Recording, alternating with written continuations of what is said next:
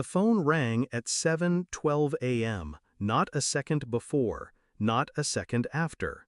I hadn't even finished my coffee when the lawyer's voice broke through the receiver, measured, polite, rehearsed. Your mother-in-law has passed. The will reading is this Friday. Her estate is considerable. I said nothing, just stared at the steam rising from the cup like smoke from a slow-burning house.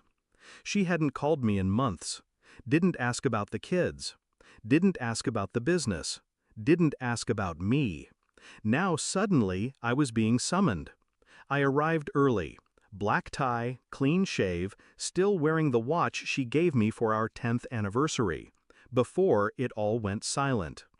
They arrived 10 minutes late. My wife, her old friend, and the infant cradled between them. No one spoke. Her eyes didn't meet mine.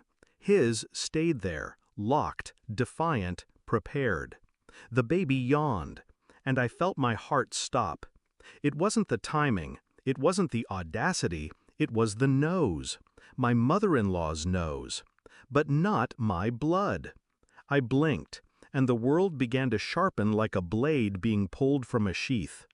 The lawyer read the will in practiced monotone. Each name, each clause, passing like cold wind through an open grave. My name came second, to my son-in-law, who never asked for anything, but gave everything. Silence. A modest property, a small fund, nothing life-changing. Then hers. To my daughter, and her child. Pause. Half the estate. And just like that, everyone in the room turned to look at the child, except me. I stared at my wife. She squeezed his hand. His grip tightened. The lawyer moved on, but I didn't hear a word after that. Her child, not our child. I don't remember standing. I don't remember walking out. But I remember the way her eyes finally looked up, and flinched, like she knew, or worse, knew I knew. I didn't confront her, didn't scream, didn't beg. I played the role. Husband, father, ghost. Watched from the shadows of our shared home while she whispered on the phone late at night, thinking I was asleep. He called her babe. She called him love.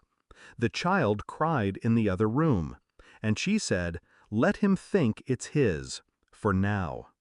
I smiled, nodded, then slipped my wedding ring into a drawer and picked up a toothbrush swab. DNA is a beautiful thing. It doesn't lie. It just waits. I mailed it in. No return address. I traced the boyfriend's license plate through a friend at the DMV.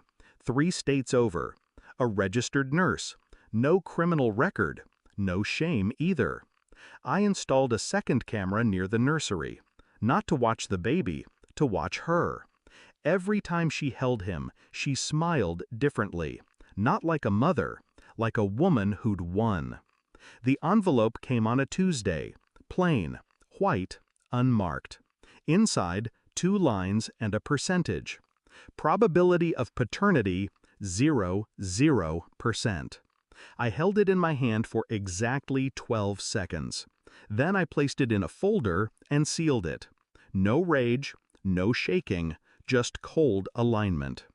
The next morning, I made her coffee, just like always. Cream, 2 sugars. I placed the folder beside her cup. She looked at it, then me, then back. Her hands trembled as she opened it. She didn't speak. Her mouth opened, then closed. I watched her world break quietly. No screams, no denials, just silence. And then a single word, cracked, brittle. Please. I stood and walked away. At the next meeting with the estate lawyer, I brought my own folder.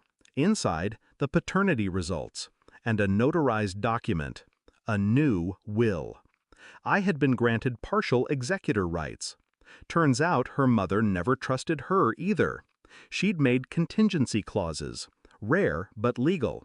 In case of confirmed infidelity, All inheritance connected to illegitimate offspring shall be void. The boyfriend laughed when I showed it, laughed until I handed him the results. His face paled. My wife collapsed into the chair, whispered, "You set me up." No, I simply waited. Waited long enough for them to sign leases, buy strollers, dream dreams built on lies. And then I cut the floor out from beneath them. The house is quiet now. She moved in with him. He left a week later. The child is innocent. I left a check in the mailbox, untraceable. Enough for formula. Nothing more. I sit in my study. The watch on my wrist ticks loudly. Each second, a quiet reminder that time exposes everything. She hasn't called. Not once. I don't need her to. Truth doesn't beg. It arrives and stays. I never raised my voice, never broke a dish, never lifted a hand. I just waited, watched, planned. And when the moment came, I let gravity do the rest. Some betrayals don't need punishment. They just need a mirror.